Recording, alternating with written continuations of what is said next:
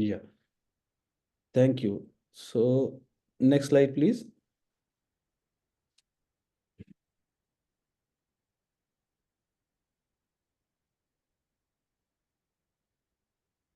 Please go to the next slide.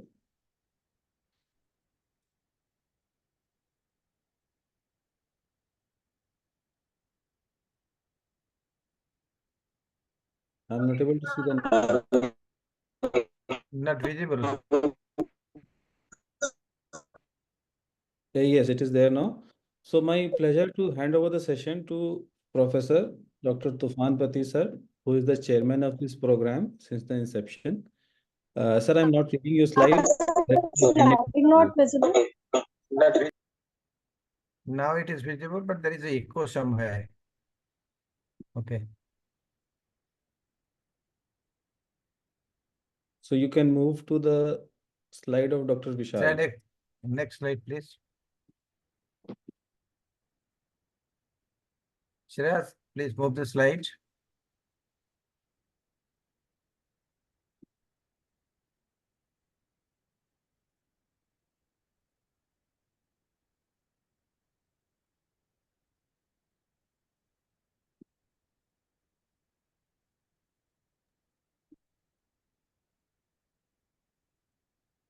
Is my slide visible? I think her slide was not working, so I'm doing it from. अब doctor अमृत का slide आ गया. Okay. इसको full screen कर दो, वो full screen नहीं है. इसको Sure. फुल स्क्रीन मत कीजिए, बोल दीजिए, फिर नेक्स्ट स्लाइड पे चले जाइए. छाबरा भी. नहीं अरे सब अरे आज सबको इंट्रोड्यूस करने दो मेरे को. अरे मेरे यहाँ स्लाइड ही ठीक नहीं है, चेंज करना है उसको. चलो हो गया. Sir, Halim तो boss. take care of our vibrant moderators from the very inception, Dr. Amrit Patadosi and Dr. Alim Siddiqui. Both are professors of psychiatry, respectively, in Bhubaneswar and Lucknow, and both are office bearers of IPS, respectively, Honorary General Secretary and Honorary Treasurer. Welcome.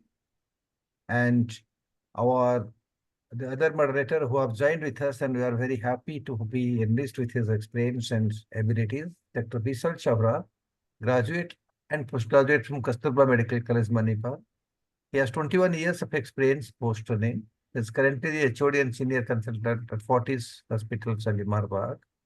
He is Life Fellow of Indian Psychiatric Society, Indian Association of Biological Psychiatry, Indian Association of Social Psychiatry, and Indian Association of Private Psychiatry. He is the recipient of Ravi Pandey Memorial Award 2006, WP Fellowship in Child Psychiatry 2008, and Asian Federation Fellowship 2012. He has 15 published articles in index journals and 2 chapters in psychiatry textbook. Besides also on the Delhi Psychiatry Journal editorial board. He is currently the immediate past president of the Delhi Psychiatric Society. He was president, vice president, and general secretary and treasurer of the same organization. He is currently the co-chairman of IPS membership subcommittee, and his areas of interest are phenomenology, mood disorders, anxiety disorders, addiction disorders, psychopharmacology, and neurobiology. Welcome, Dr. Vishal Chavra. Next slide, please. Thank you. Thank you. Dr. Amit Bodani, DPM in 1979 and MD Psychiatry 1980. A regular participant, and we have been obliged with his presence in custom meetings all the time. He's retired honor psychiatrist of all this LG Central Hospital, Ahmedabad. LG General Hospital it is, I think. And president of IPS GSP 1993 to 4. And Dr. Koto Koresan Award Paper 2014-15. Private consultant psychiatrist since 1982, continuing. And specific interest, brain biological science and psychopharmacology. Welcome, Dr. Bodani. Next slide, please. Our the chairperson is Dr. Malay Dave, consultant psychiatry in private practice. Years as a PG teacher 12, assistant teacher, CPS TPM, awards and honors Bombay Psychiatric Society Silver Jubilee Prize and 6th Bhubaneswar, January 1999. And Dr. Anil Visa Best Paper Award, 29th ASIPS, West General Branch, Mumbai, October 1998. 12 publications. His position she has held Honorary President, Bombay Psychiatric Society, member IPS and Graduate Education Subcommittee, advisor IPS Biological Psychiatry Subcommittee, and areas of interest in neuroscience and genetics. Now onwards, I hand over the meeting to our esteemed chairpersons, And I request first of them to introduce the speaker, Dr. Bhaskar Mukherjee, and then speak a few lines about the topic. Okay. Over to Dr. Badari and Over to the chairpersons. Sir, will you introduce Bhaskar? Hello. Amrit am- sir, you're audible, audible. yeah. Amrit sir, Amrit Bodani sir, can you please introduce BM sir? BM. I don't think he needs introduction, but I'll introduce him as one of the brilliant psychiatrists I ever seen in my career, and his interest in brain psychopathology, physiopathology, and genetics is excellent. And I think he's the best person to talk about this delirium, which is the meeting ground for both neurologists and psychiatrists. It includes everything from brain to medical illnesses to almost everything which we cover in medical sciences, because delirium is the meeting place. I think we will learn a lot, and I will be the most student in this symposium. That's all. Thank you, sir. Thank There's a request from Bhaskar to unmute him. No, he's unmuted. He's Yeah, he's unmuted now. unmuted. Okay. Yeah, I am unmuted finally. Okay. So without Finally, much we ado, without much ado, let's hand over the proceedings to Bhaskar. Bhaskar, you may proceed. Yes. Before he starts, just a few requests. Please, everybody be on mute. Let your other devices be at rest for the time being for this next 1.5 hours. Whatever questions are there, please put down in the chat box. Try and be as brief and precise as you can. And please, when you put up a question, let us identify you. So please give your name. We don't want iPad 1 and iPhone 6 and things like that. So yes, Bhaskar, over to you. Thank you for not introducing me. Now, let me start with first a tantalizing statement. Many of you are wondering if we had a delirium episode in the first of this month, then why we are having another delirium episode in the last? The thing is, the first episode was on non-medical management of delirium. So there has to be an episode which deals with medical management of delirium, because delirium is ultimately a medical condition. A biomedical actually background is needed for treating this condition. So we should give you some understanding of the biomedical process that is involved in generation of this brain syndrome and how we should treat it. Because let me be very frank and very clear, letting delirium continue is not an option. We have to treat it. We have to give medication. We have to understand how it is happening and give appropriate medication. We should not over-medicate the patient, but we should not under-medicate the patient. At this moment, I am showing no slide, so you are not expected to see any slide. So no need to say that slide not visible. I am not showing any slide at this moment. I am just talking. So this is why we are doing a medical management of delirium. With this, I am starting my presentation. And yes, you would get your slides.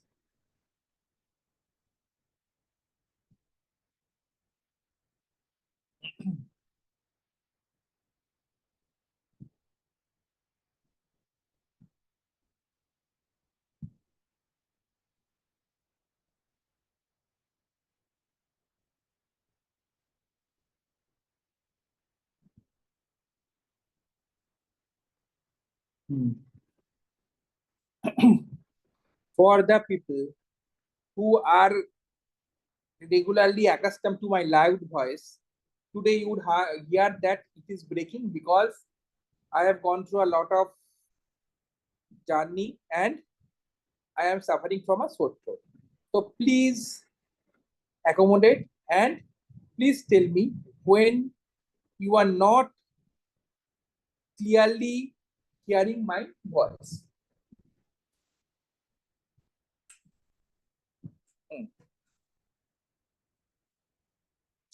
So medical management of delirium.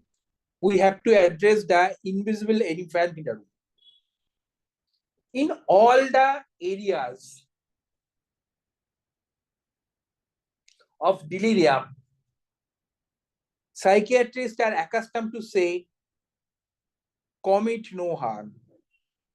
Problem is, this makes an interesting case of omission bias. We always think that inactivity is good. We should not harm, but by withholding treatment, we are doing harm. And that is causing damage to patient, and we are not really here to omit treatment and withhold effective treatment from patient who are suffering. So we have to know what are the effective treatment and how we should go there. Delirium is a serious biomedical disorder of brain which is extremely common. Delirium, if not treated on an emergency basis, would impact immediate mortality and morbidity, future mortality and morbidity, and associated with huge social, economic, and medical consequences. Primal non-nocere was actually said because it is expected from a physician that the physician should not cause any harm to the patient. That doesn't mean the physician is expected to withdraw and withhold effective treatment. The physician is expected to fear legal consequences so much that the physician forgets his or her duty, and definitely the physician should not be the one to talk with patient's relatives and nearest kin with folded hand that we had some effective treatments, but we could not give them because we don't know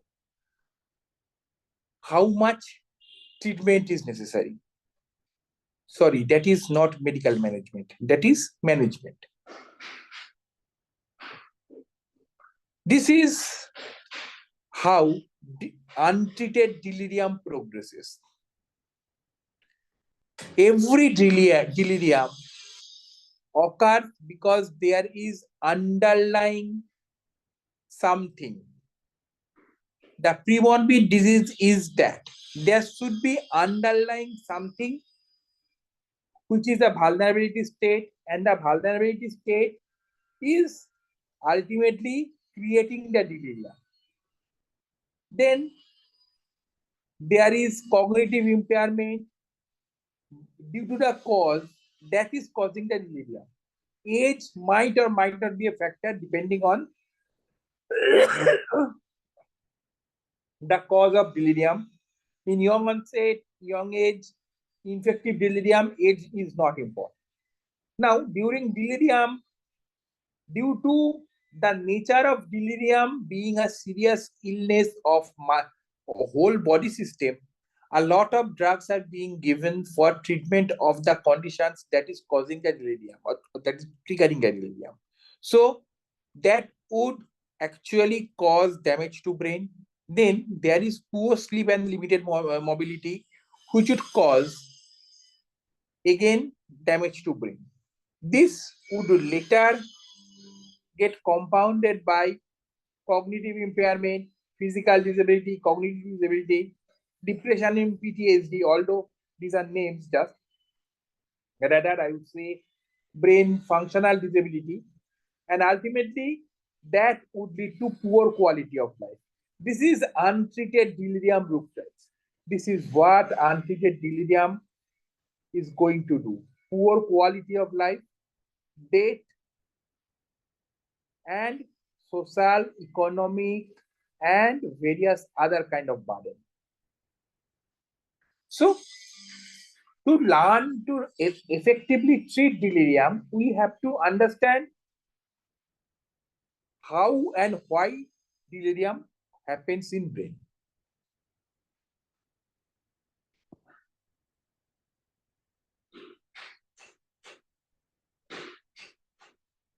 Delirium has to need a premorbid factors in old age, that is advanced age, dementia, frailty and other thing. In not so old age and young, there is high level of various other diseases or substance use or nutritional problem, or there might be something that is visible by previous history of delirium. Then there would be factors related to present illness. There should be surgical stress, there could be cardiovascular disease or cardiovascular surgery, major abdominal surgery, aortic surgery, major joint surgery, emergency surgery. This would be the post-operative group. Then in intensive care group, there will be severity of illness, unplanned admission, medical admission, sepsis. In ventilated group, there would be failure to non-invasively ventilate or longer ventilation period than 96 hours. Then in general hospital unit, there would be acute infection, dehydration, electrolyte imbalance, acute kidney injury, liver dysfunction, alcohol or drug withdrawal, seizures, heart failures, all would lead to formation of delirium. Sometimes these are triggers, sometimes these are main factor, but mostly there would be something here that would drive the development of delirium, and that would actually drive the prognosis of delirium. Now, these are post-admission factors that would actually complicate delirium more. In case of post-operative phase, there is pain, infection, invasive devices, immobility, metabolic abnormality, prolonged delirious, blood transfusion, like this. And in general hospital, that would be hospital factor, post-operative factor, opioid, polypharmacy, sleep deprivation, various day-night disorientation or confusion, that is chronobiological disturbance, which is again only going to happen if there is some vulnerability. Then deep sedation and other thing. In case of general hospital, the same thing would apply. And in case of ventilated patients, infusion of benzodiazepine and opioid, as well as physical restraint and longer duration of ventilation would contribute to it. In case of brain, the various mechanisms would be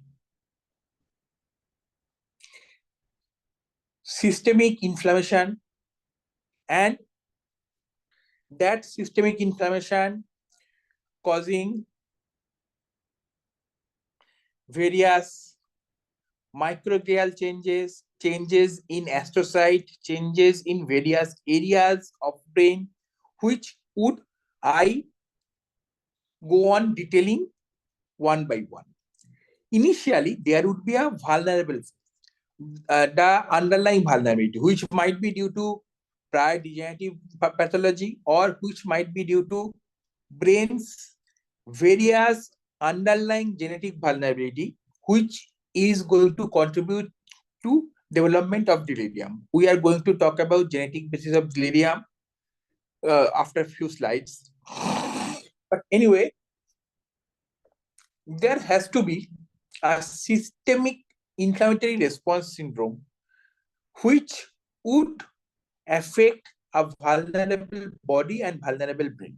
In the vulnerable brain, there would be activation of microglia, and the activation of microglia is done by exchange between central or systemic immune system and neural immune system through choroid plexus, through arachnoid granulation, and through various defect in blood and CSF barrier. Through that, systemic inflammation first led to neuronal inflammation. Then the neuronal inflammation would start by first triggering the neurovascular area. The vascular endothelium would get inflamed. There would be various inflammasome activation. Then that would lead to secretion of various vasoactive peptides. Then that would retroactively go from endothelium through pericyte, through microglia, which is wrapping around the blood vessels and which are inside the extracellular matrix thickening around blood vessel. Then there the activated pericyte would causes activation of astrocyte, and the microglia also would cause activation of astrocyte. Astrocyte and microglia has three forms. In case of microglia, it is M1, M2, and M0. M0 is the resting state, M1 is the pro-inflammatory state, and M2 is the repairing state. In case of astrocyte, it is A0, which is the neutral, A1, which is the pro-inflammatory, A2, which is the anti-inflammatory. Now, when microglia gets activated, it in turn causes activation of astrocyte. Now, there is a counterbalancing mechanism where astrocyte activation causes inactivation of microglia. But in case of brains which develop repeated delirium, or which develop young onset delirium, or brain which have degenerative pathology already, in this type of brain, this reciprocal inhibition of microglia by astrocyte doesn't happen.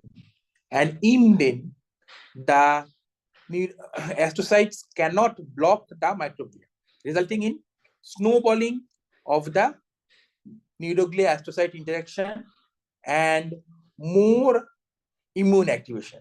Then there would be a group of cells inside brain which would be known as T helper 17. What I am telling and what is in this picture, that is slightly different, because I am trying to give you understanding of basic structure. In brain, there are a group of cells known as T helper 17 cells.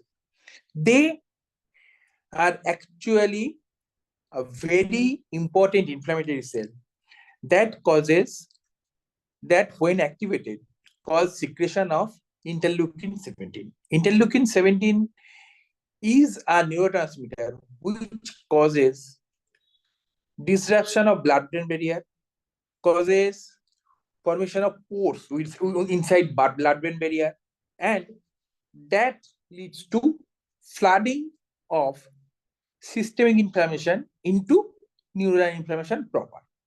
Then through that, there would be disturbance in various areas of brain due to increased inflammation. The reticular activation system is one of the system which gets activated when there is inflammation. Then there is the orexinergic system which gets involved in inflammation and hyperactivation of brain. Then various monoaminergic system, they also gets activated during inflammation of brain. All these would cause various type of acute cellular changes, and that would lead to various change in brain network, various changes in synaptic functioning, and ultimately would lead to slowing of brain activity, would lead to inappropriate activation of brain pacemaker cells, inappropriate activation of neurovascular unit, and disruption of neurovascular unit. And all these together would lead to formation of a acute confusional state with cerebral excitability, and along with that metabolic insufficiency and less efficient cerebral autoregulation. This syndrome is known as delirium.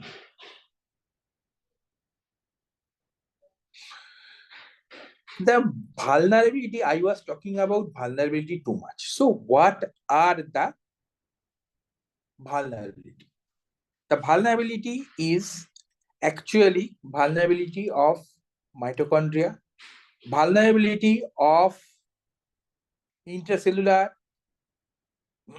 various reactive oxygen species and reactive nitrogen species formation and their management area, vulnerability of mitochondrial metabolism, mitochondrial membrane stability, and interaction between mitochondria and various other cellular organisms.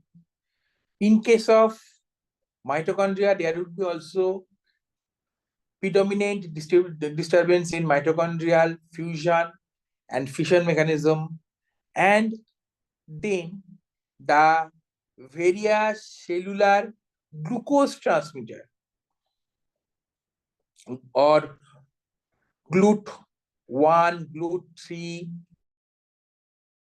this type of thing, they have various impairment, and that would lead to disruption in various neuropeptide molecule formation function, be it BDNF, be it in the insulin-like growth factor 1, be it transforming growth factor beta, be it nerve growth factor, various growth factor receptor and their intracellular correction, they get disrupted due to this type of vulnerability. And all these things ultimately lead to all the external factor, means all the things that I have described so far, as well as intracellular disturbance, and ultimately that would lead to formation of delirium. So delirium has to have a vulnerability.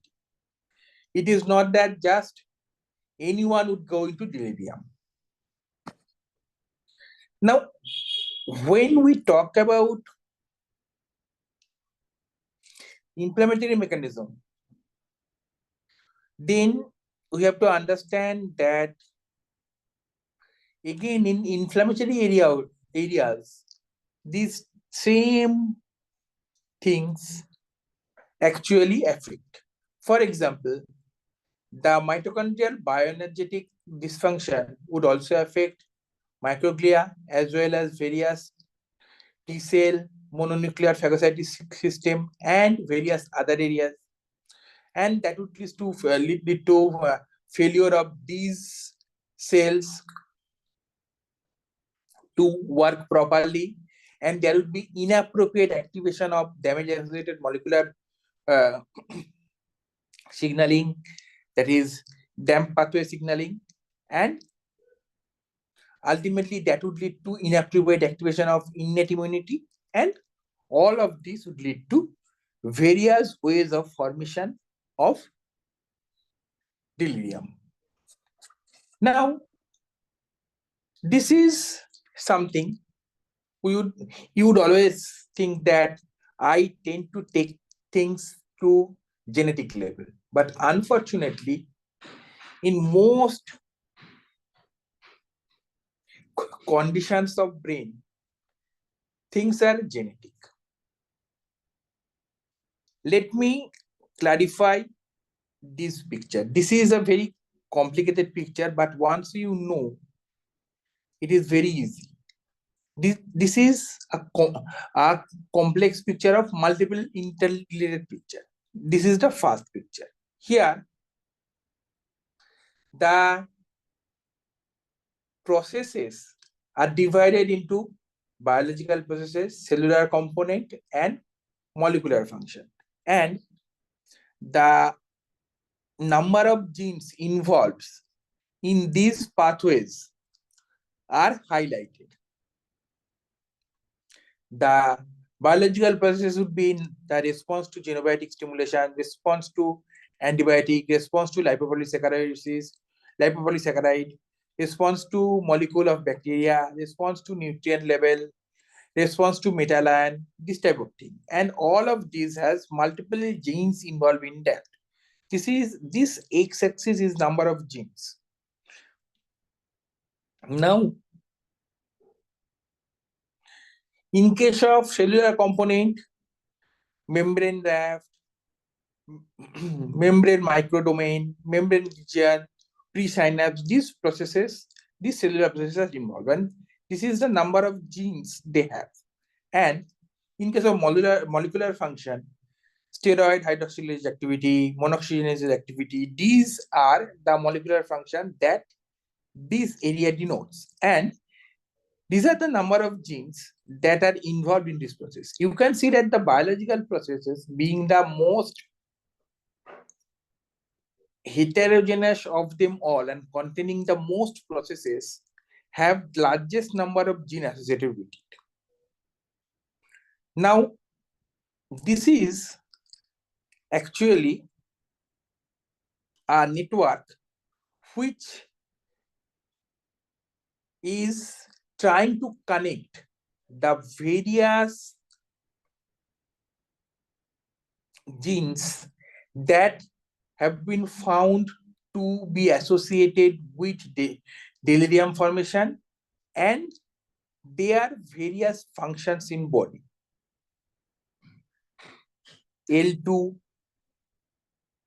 PTP, N6, MMP14, FSTL1, these all are actually various genes, and these are the various functions these genes are associated with. Red denotes positive regulation of lymphocyte activation, this red. This green denotes Golgi lumen and Golgi Golgi apparatus activity. This blue, it actually denotes the receptor ligand activity. This brick orange is related to chemokine mediated signaling pathway. Lysosomal lumen and lysosomal activity is denoted by this green, or this kind of blue is green. Chemokine activity is associated with this blue. So this is a network. You don't need to remember the names of the genes. I am not expecting anyone to remember it, except people who are highly interested in neurogenetics like me. But what you would remember that there is a set of 14 genes which are overrepresented in all dementia trials. These genes have associated with various innate immune function as well as adaptive immune function, as well as function of various cellular pathways.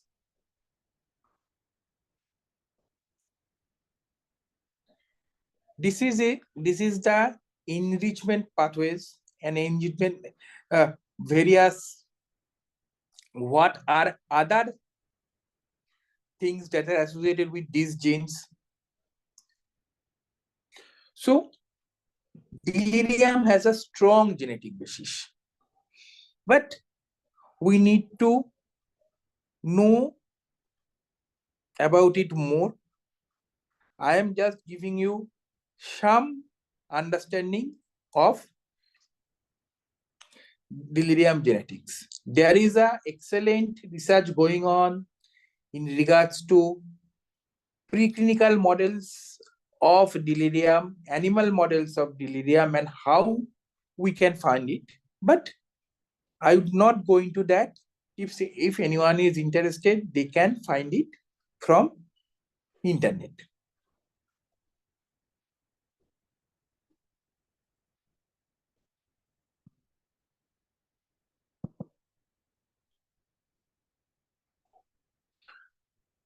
So once we understand that there is a strong biological basis of delirium, delirium is innate brain dysfunction, and that dysfunction is caused by various biological processes which are actually previous vulnerability associated with various triggers, which ultimately causes integration of systemic and neuronal inflammation and results in hyperinflammation of brain area. We have to be understanding what are the clinical types of delirium, and what they mean to clinicians and medical people. Medical presentation of, unfortunately, presentation of delirium is mostly done by biostatisticians, and they would tell you to apply various scales, this scale, that scale. You would memorize those scale. You would memorize various responses to the scale till you are PGTs. Once you pass the MD, you'd forget it. But you treat delirium patient throughout your life. So let's go to things that you should not forget. You should not commit and vomit, and you should not be dealing with rote memory only. There are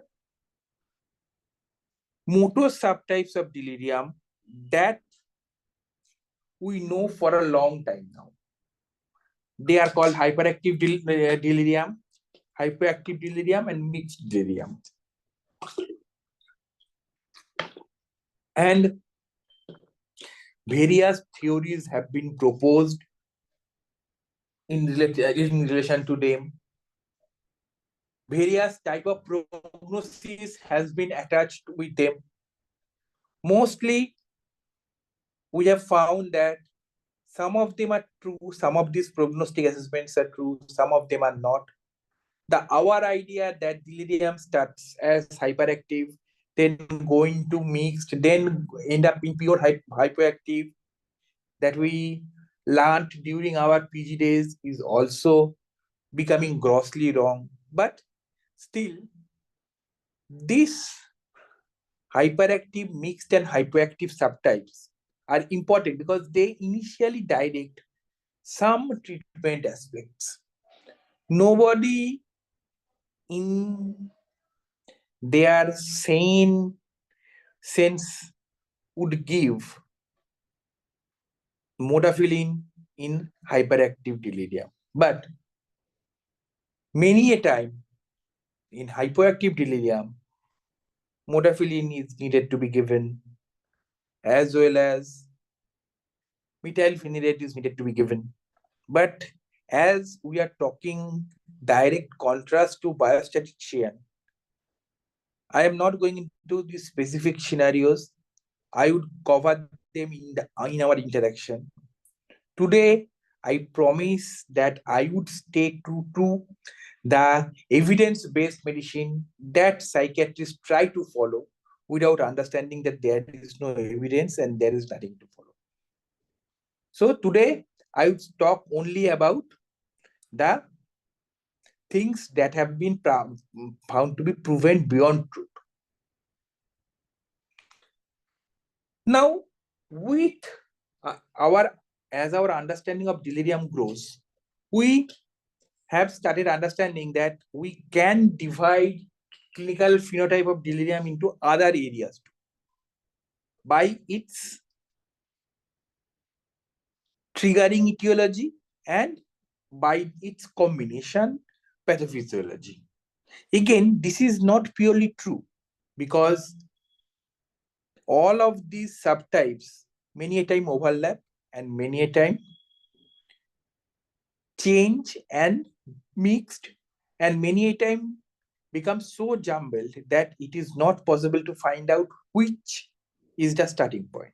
But still, if we are lucky to find out which is the starting point, these subtypes would also give us some idea about the treatment procedure. For example, the hypoxic delirium initially might be purely hypoxic, but later there would be overlap of sepsis, overlap of metabolic, and ultimately that would uh, uh, go into a mixed process. But if we can identify the prior hypoxic condition, then we can treat them better. Then in sepsis area, if we found out the systemic inflammatory response syndrome earlier, then antimicrobials, vasopressor, volume resuscitation would give more result, as well as the later organ dysfunction syndromes can be avoided. In case of sedative-associated delirium, if we can understand the initial various forms of substances that has been used by the patient and their withdrawal response, then we can change the management to maintaining light sedation with daily spontaneous awakening trial, and along with that we can change the specific treatment to various agonists of the original use agents. Then if it is metabolic, then we can change various treatment processes. We can do repeated electrolyte changes, and we can be sure that if we don't correct it earlier, then there is chance of sepsis and things like that. But again, as I have said, both the approach, be it motor subtype or be it original trigger subtype, there are overlaps and inconsistencies.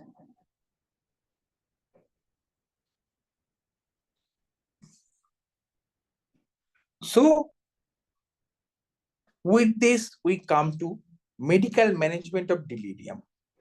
What to do, what not to do, and specifically, we should never withhold treatment. First, we have to understand that delirium, by its various pathology, is a disorder of chronobiology. So, treatment should then be directed towards addressing the chronobiology. Basic treatment protocols have few divisions if we understand chronobiology. It would be addressing wakefulness promoting system disturbances, addressing sleep promoting system disturbances, and neuronal excitotoxicity control. These are 3 points. And I would talk about some of the drugs in each system. I would not talk about every drug that is available out there, but with the basic understood, you would be able to understand what are the various drugs that can be given. So, modulation of wakefulness promoting system. Effects of orexins. Orexins cause multiple reactions at multiple body areas. It causes control of brain arousal state. It causes control of autonomic function. It causes control of food intake, energy expenditure, metabolic rate, glucose control, hormonal changes, aging process. It also controls the cellular death and autophagy cycle. The more we know about orexins, the more we understand that orexin has a huge area of effect. This is a systemic review and meta-analysis which shows that suvorexant has a role in prevention of delirium. Specifically, if we are giving it in clinic or if we are giving it on outpatient department. It also has role for prevention of delirium in inpatient. But we have to remember that there is something that we seldom talk about, the dose needed. How much is the dose needed? That is still a debate. Most trials use 5 to 10 mg, but you can go higher. You can go if you are giving to an affluent patient, you can give limborexant. Guys, we don't have suvorexant in more than 10 mg, 15 mg, 20 mg, 25 mg, 30 mg. All you need is to understand that it is a drug which controls the wakefulness promoting mechanism. It suppresses it. So whenever there is hyperactivity, we should use limborexant, suvorexant, and various DORA drugs to prevent the agitation formation, to control the agitation, and to control the patient's brain excitation. This is another article which shows that after changing hypnotic from benzodiazepine to suvorexant, there is significant decrease in delirium. This is the trial. This actually is a single center trial, but the numbers are not bad considering most studies in psychiatry has few hundred to few thousand patients, and that study is evidence base of everything that is recommended in psychiatry. 130 and more than actually this study shows 133 plus 86 or 53 total about 300 patient, and in that 300 patient it is seeing good result.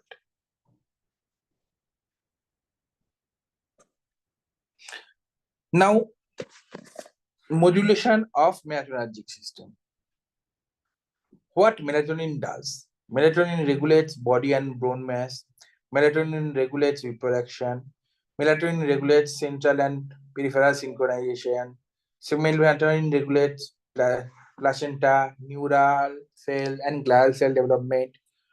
Melatonin has some antioxidant action and oncostatic action. Melatonin has action on immune and cardiovascular system. And melatonin protects brain and gastrointestinal cell. Melatonin also has protective effect in psychiatric sleep and neurological disorder. This is a meta-analysis. Sorry, I couldn't get the file because the website was down. But this is actually a PubMed screenshot. Anyway, this is a meta-analysis which shows that efficacy and moderators of prevention and treatment of delirium with melatonin receptor agonist, because melatonin mostly is a over-the-counter drug, and in most of the West, it is regarded as nutraceutical. The studies are not being done mostly on melatonin. It is mostly done on remiltion because it is a pharmaceutical. So most of the studies that we find about melatonergic system is based on remiltion. The dose of remiltion again here is 10 mg only. We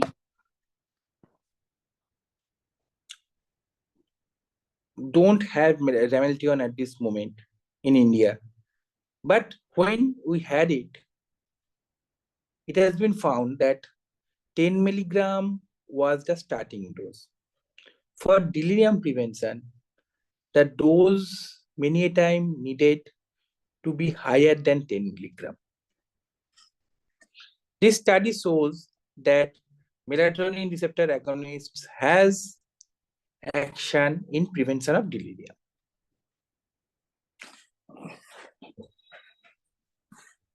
Now, the combination. If we are going to give melatonin receptor agonist or melatonin, and if we are going to give DORA, so why not combine them? This is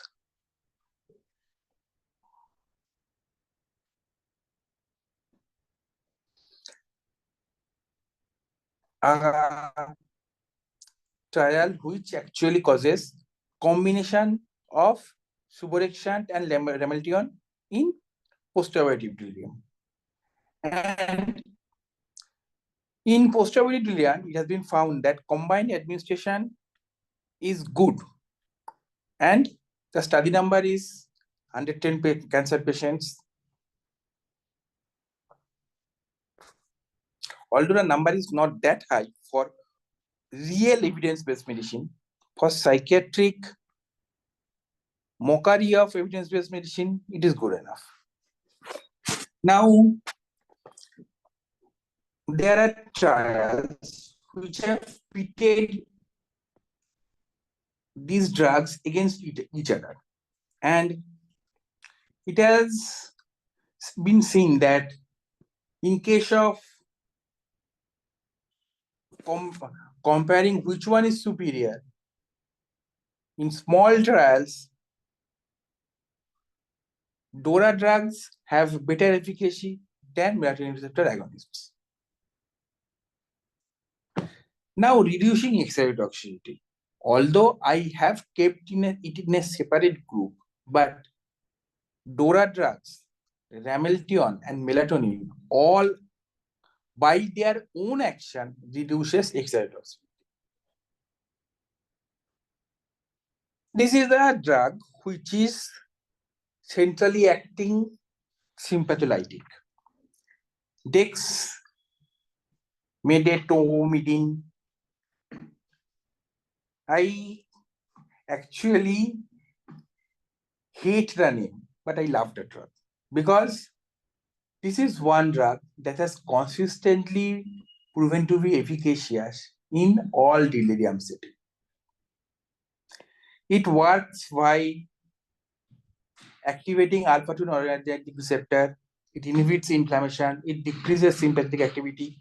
It activates protective signaling molecules such as ERK, IP3, AKT. In case of brain, it causes microglia, specifically the M1 microglia, to go into M2 microglia, and it does it via reduced expression of ERK1 to interleukin 1 beta, interleukin 6, and TNF alpha. That causes reduction of neuroinflammation. Then it directly causes shift of T helper 1 and T helper 2 balance and changes most T helper 2 cells to T helper 1. That reduces all the inflammatory stress. Here it is mentioned by surgical stress, but changing T helper 2 cells to T helper 1 would reduce inflammatory stress all over the body. Then, by directly acting on various pro-inflammatory immunokinin, it actually causes decreased inflammation and causes reduced immunosuppression by opposing the effect, and that would result in attenuated renal injury and decreased chance of AKI. So, It has been repeatedly been used to various clinical settings. And this is just one of the paper, but there are a lots of paper. And in 2024, the latest meta-analysis, which is supposed to be the based evidence in evidence-based medicine, except in psychiatry,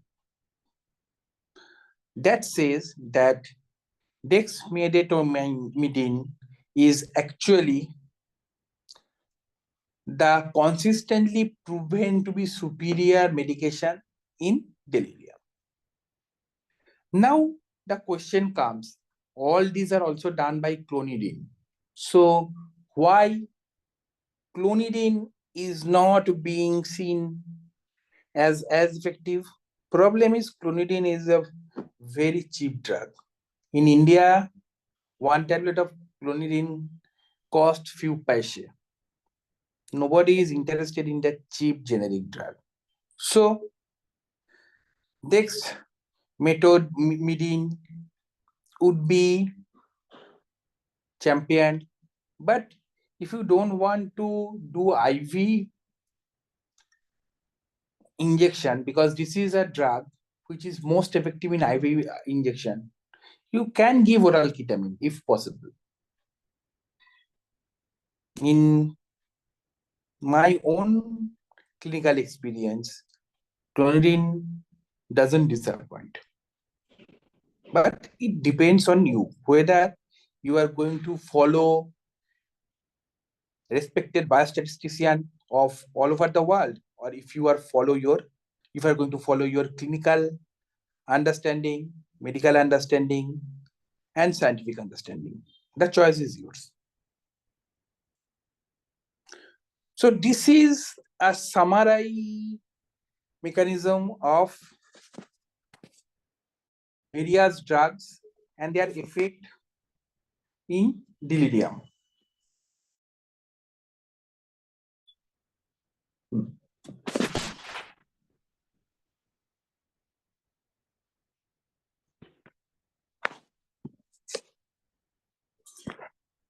Melatonin and ketamine and statins causes decreased activation of microglia and astrocytes. Again, that doesn't mean other doesn't do it. Melatonin has effect of neuroprotection, but I have shown that other drugs also has effect on neurotransmission and neuronal excitotoxicity reduction. Dexmedetomidine and ketamine has evidence for effect in multiple neurotransmitter system, but again, I have shown that this same thing has multiple other drugs acting there. So these are the ways and these are the actual level of evidence that we have in a nutshell manner. But remember, like evidence base of psychiatry, these are all garbage in, garbage out outputs. Scientific understanding, your clinical understanding, and your biomedical experience as a trained medical professional should give you more idea than most psychiatric databases, because all these databases are mostly maintained by people who has no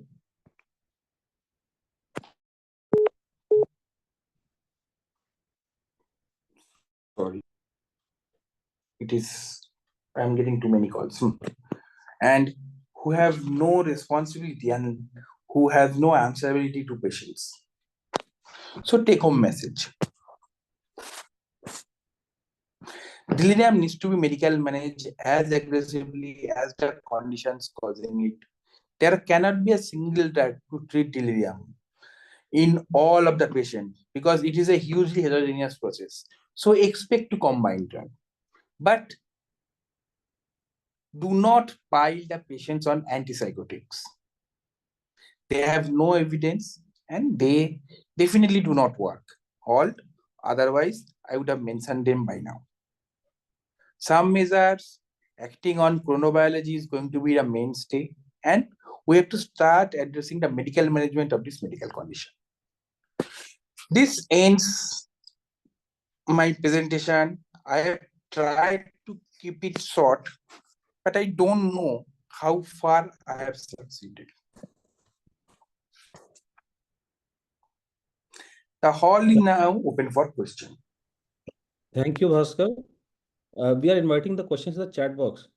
So if you can put your queries and comments in the chat box, we'll take it up to the speaker. Thank you, Bhaskar. Over to Chairperson for their opening remarks.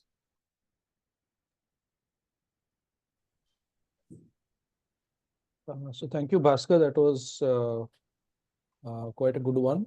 We could understand what exactly goes into the clinical presentation that we see as delirium. So as I understand, there are 2 or 3 things that we need to keep in mind. One is that there are many pathways that lead to the basic pathophysiology of delirium. But that final common pathway, or rather the final common pathways, are kind of what we need to address, because we might not be in a position to address each and every medical condition that gets associated with delirium. So whether it is the circadian rhythmicity, the obvious inflammation, neuroinflammation that needs to be addressed, and excitotoxicity, that is where we can really do something for the patient. Well, yes, we need to prevent delirium. If not, we are 100%, then at least start the treatment of delirium as soon as we understand that it's delirium, to prevent morbidity and mortality and poor outcomes.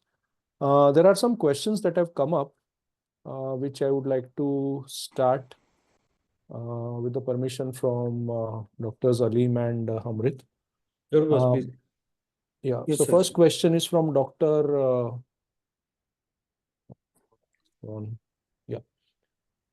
From Dr. Pranav. So one of the last statements that you made is we need to avoid antipsychotics because there is no evidence, and they would kind There of is no reason. Yeah. No So- evidence, no reason. Yeah. So even if the patient is aggressive or agitated, in that scenario, what would you suggest? Dexmate, I like to call that drug in this name because the actual name is too long. Dexmate is a wonderful drug, and clonidine is a wonderful drug to address aggression in delirium patient in a very short notice. If we give Dexmate with the dose of 50 to 100 microgram IV, or clonidine 100 to 200 microgram per dose in daily 2 to 3 doses, then this aggression would be controlled immediately. Number one. Number two, if we start patient with nighttime melatonin adequate dose, and adequate dose doesn't mean 3 mg, 6 mg, or 10 mg. Adequate dose means we are trying to give a sufficient dose that would overwhelm the hyperactive awakening promoting system.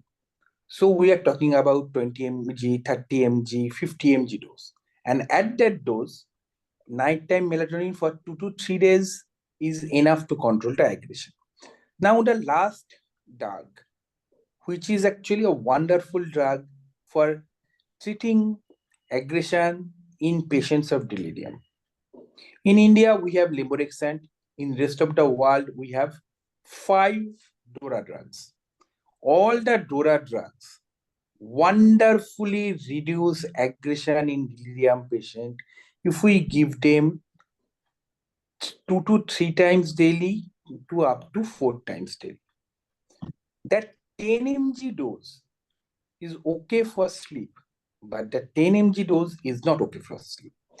If we give them, let's say 10 mg in the morning, 10 mg in the noon afternoon and 10 mg in the evening, lemborexant, and along with that, nighttime melatonin. No need to give any antipsychotic. And if we are still finding patient aggressive, dexmed or clonidine would handle that. Antipsychotic, we can completely stop in all ICU setting in all kind of delirium. It is impossible. Okay. Okay. So Malay sir, yeah. Malay sir, can I just intervene? Yes, Just yes, 1 minute, yes, if you sure. allow me. Yeah, please. Yes. So how do we decide what dose of melatonin we should start? What is adequate? 6, 10, 20, 30? How do we start? Basically, because we get a call in the ICU. Once they have given quitipin, once they have given dulsama, so how do we start? Because we don't know whether we'll get the next call from the ICU or not. Yes, I personally, I can say that I initially start giving with 20 mg and said that give up to 40 mg at night melatonin, and with that I give optional morning dose, afternoon dose, and evening dose of lemborexant. That is optional if the patient gets aggressive. That actually manages their OD well.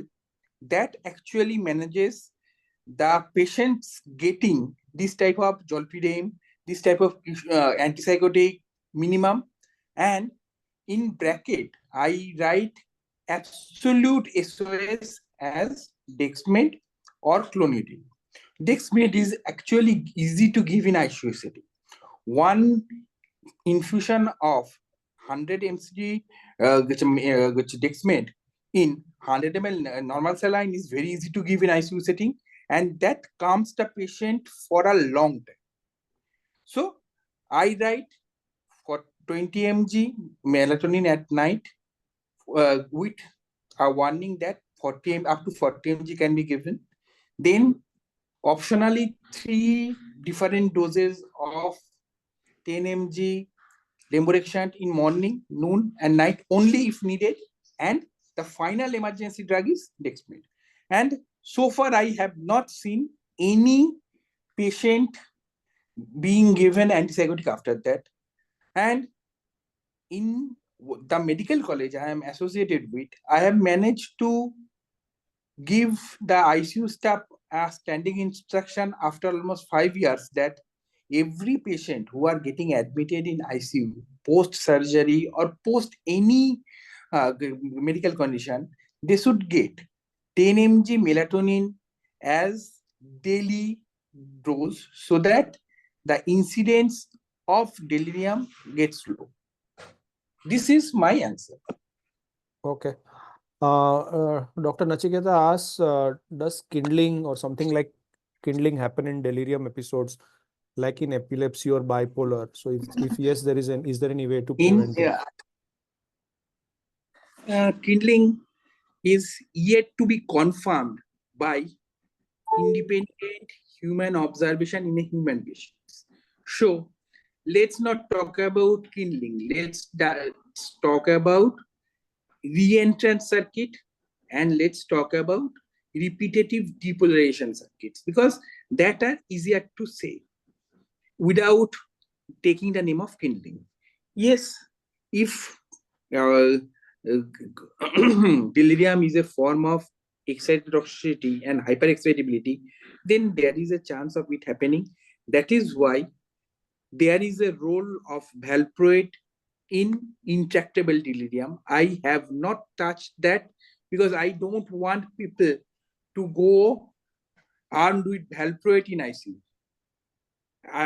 Valproate should not be given at first, but in intractable delirium, antiepileptic has a role, specifically the prolonged delirium of alcohol withdrawal. There are sometimes various antiepileptic has been used. Valproate has most evidence because it was the drug of choice at a point of time. But now with new data about valproate and our increasing availability of so many drugs, we can use other drugs too. But preferably, we should not, because be it melatonin, be it DORA, be it clonidine, be it dexmed, all of them has their own anti-epileptic action. So we should rather deal with them. And if that is not helpful, then only we should talk about anti-epileptic. Okay. So, Malay sir, yes, one yes, question. yes, Ali. Yes, please go ahead. A very practical problem. When you the amount of doses that you are saying in a multi-doctor setting, so Not you see, the only dose I am every day is giving is melatonin. I am giving others as SOS option so that they don't go ballistic in any emergency situation and start giving whatever they want. okay. So you mean to say the mainstay would be a good enough dose of melatonin? Yes. Means that's the And basic, and everything will be, kind of dependent on what remains or what is the problem, whether it's getting partly treated or whatever. yes, Okay. because until and unless we manage to give a protocol, start melatonin, give this first SOS, give this as second SOS, there is every chance that irritated ICU doctors would give anything they want. And that would actually make the patient more vulnerable. And there is high chance of mortality. Okay. Yes, sir. So since such patients are having rather higher chances of mortality, and suppose anything goes, and then the blame game starts. So how do we defend ourselves if we are given such things? There is always a blame game. In an ICU, medical jostling is the highest cause of problem. And so standing there, we have to stop being the least prepared specialty. We have to tell them in no uncertain term that delirium treatment, if we don't do, we are going to kill the patient, and untreated delirium is dangerous. Number two, we would say that we are giving you a choice of drug. First, do this. If it is not possible, do this. If that's not possible, do that. But do not go bombarding into this field with a vulnerable brain and you don't understanding brain at all. So ultimately, we are not encouraging polypharmacy. We are just giving them options so that they don't go into brain without understanding what they are doing. Because today morning, I have just omitted 1 tablet Oleange Plus in the morning, 1 tablet Oleange Plus at night in a severely destabilized delirium patient. If we don't give them options, this is what is going to happen. Right. My query is, would we be able to defend ourselves? Yes, because everything that I told has a evidence base. I have shown the evidence. Anyone who wants to do it, I would send them evidences. There are thousands of evidence in internet on safety and efficacy of DORA drugs in delirium. There are thousands of efficacy trials in internet on Rameltion and melatonergic agonists. There are thousands of trials on dexmed. Dexmed is actually being hailed as the messiah in delirium people. Although clonidine, I am again saying, probably does the same. Anyway, so there are lots and lots of trials. We have to be understanding that we have enough ammunition. We just have to know how to use them and how to be confident about them. Because too many papers are there, too many. Just go, anyone who is doubting me, just go into Google Scholar or any academic search engine you know and type dexmed, and along with that delirium, you would find at least 1,000 papers. Okay. Okay, thank you. This is tomorrow morning. So you are telling that antipsychotics we should not use. Antipsychotic has no role. Antipsychotics. But what about the lakhs and lakhs and lakhs of delirium who have been improved with quetiapine, with olanzapine, with risperidone, with haloperidol? They have improved. They have improved, obviously, but that is not due to haloperidol or due to quetiapine or due to anything. They have improved in spite of them. Same can be told of the drugs you are talking about. 10 years down the line, somebody will be talking. Another Bhaskar will be there, who will be talking like that. And I expect that as knowledge grows, there would be people who would question and find more finer reason.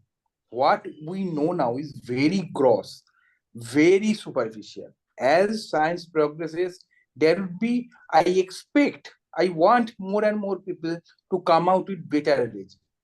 But at this moment, the DORA drugs, melatonin agonists, and dexamate and clonidine are better choices based on our understanding of brain than previous ones, that is antipsychotics and lorazepam and benzodiazepine.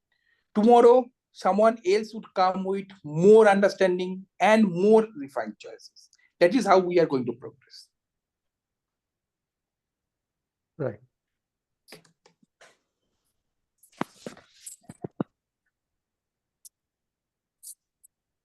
Yeah, where were we? Okay.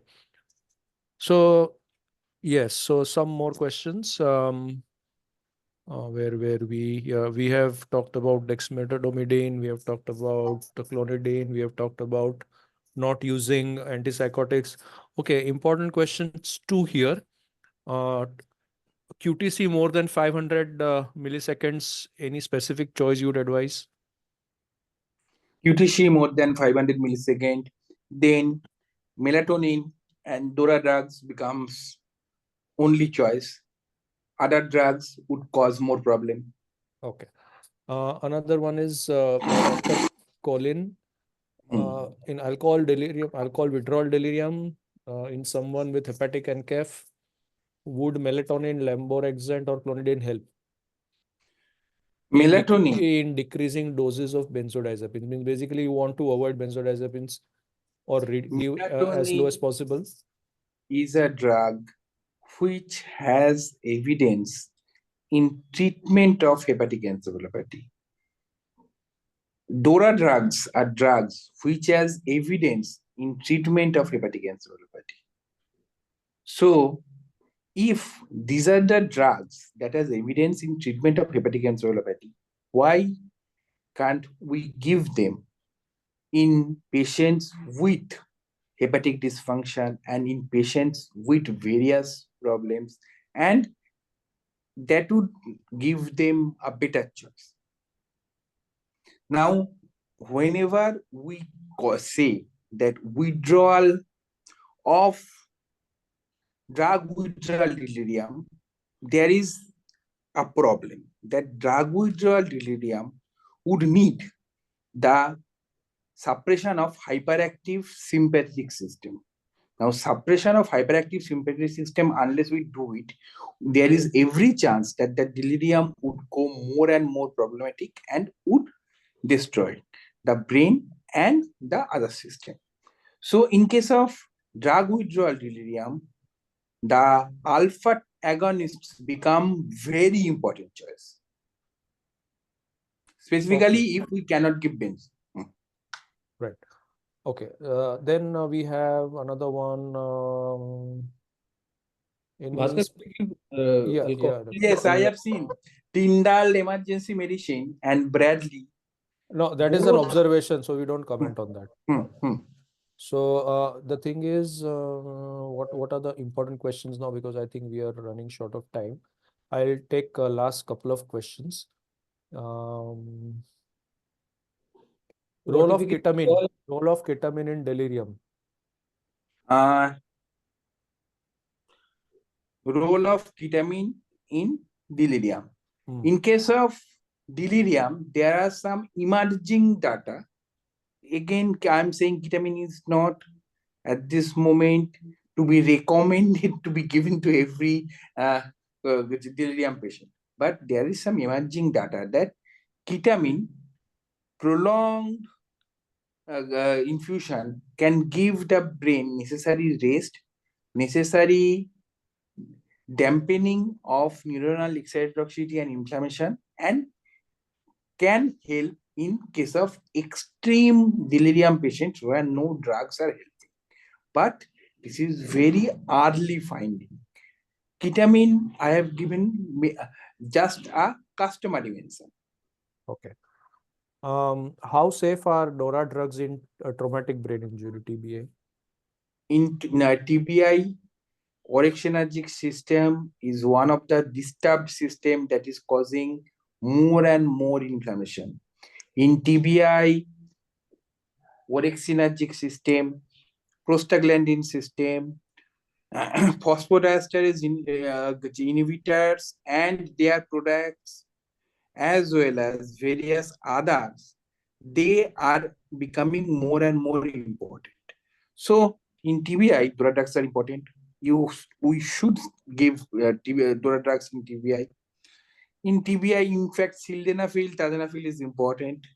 They have various efficacy trials coming up.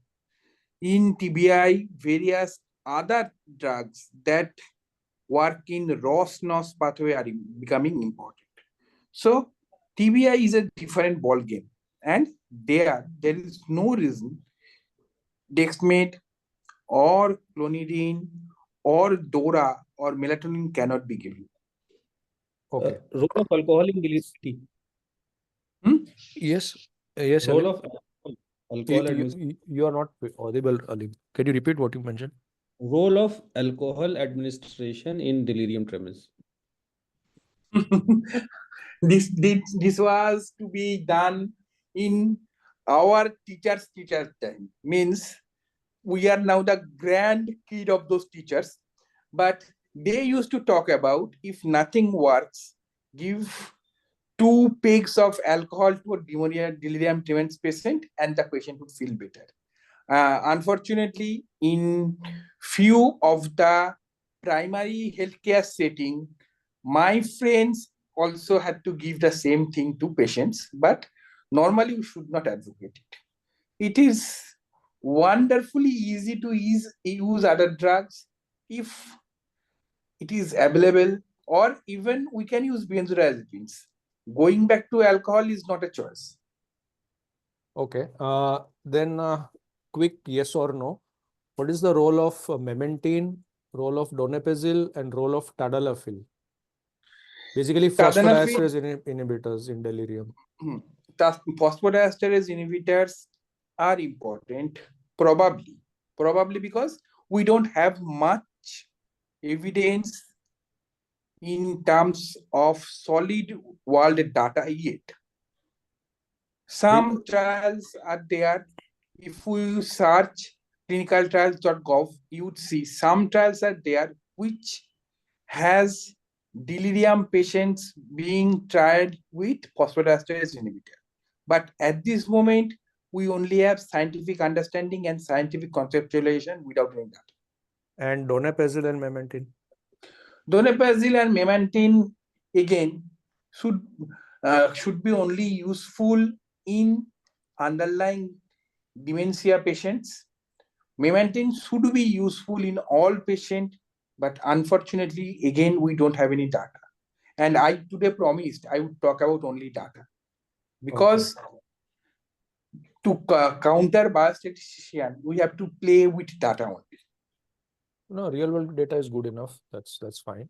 We don't need to always have an RCT or. Okay. So I think most of the questions, I think almost all of them we have covered. I would request Dr. Bodani sir to to give us some points and make some comments on after today's presentation. And after his comments, we'll hand over the proceedings to Drs. Alim and Dr. Amrit. Thank you so much. Sir. I learned few things about delirium, that genetic is so much important that I never knew. that in delirium, genetics has such a great role. Number two, macro mechanisms which Dr. Bhaskar told us, I was not aware of. There's so many macro mechanisms at cellular level are operating.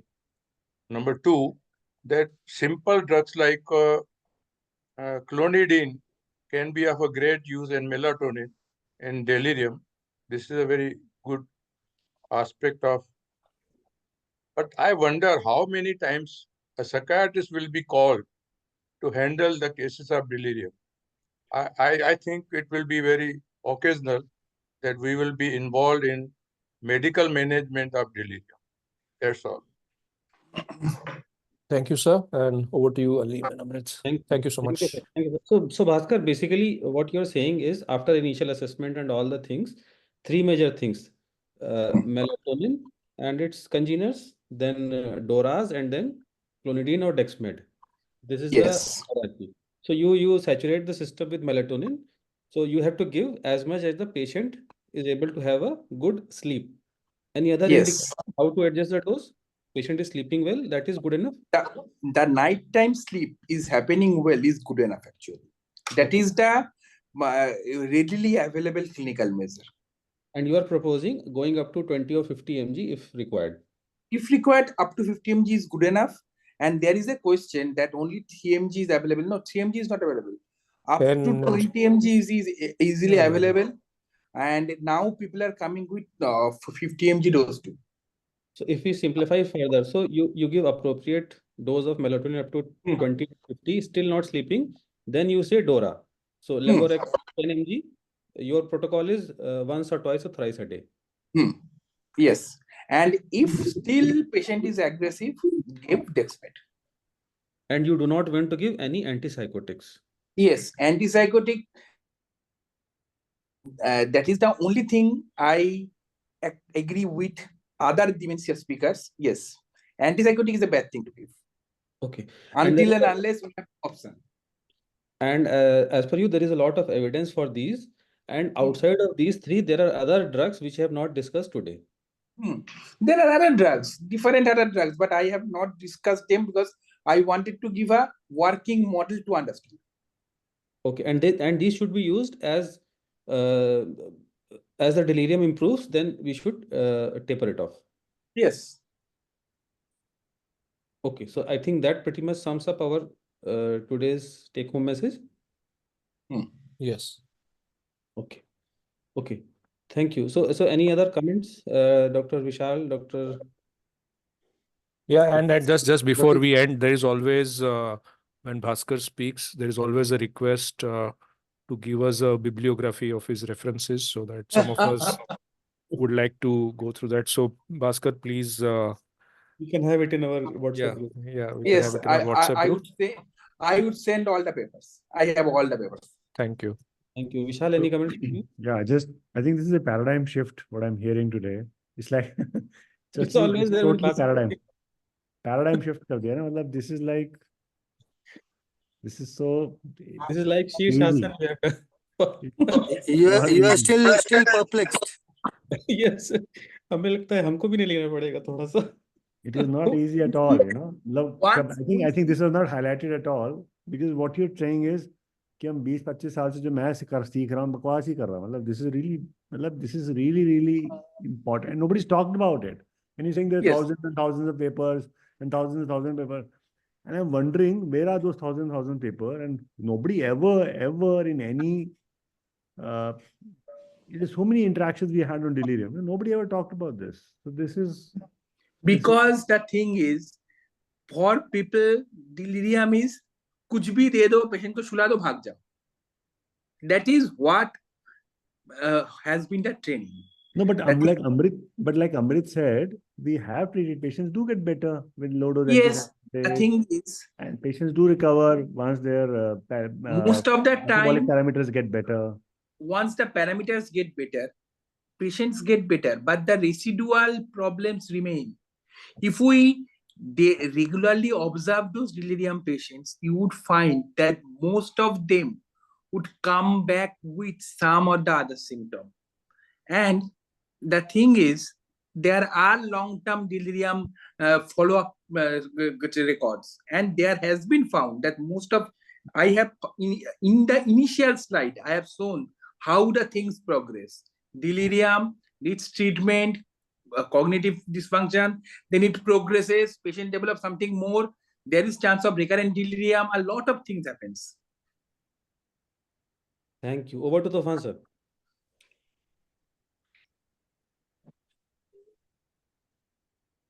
Thank you. Thank you, Bhaskar, for the nice and illuminating deliberation. I summarize what I perceive. Number one, I will agree with Dr. Amit Bodhani that we are rarely invited to manage delirium in ICU unless the patient is excited and disturbed. When it is a concern of the treating critical care specialist, they only invite us. That's the fact number one. And these are a separate group of patients who are excited and disturbing.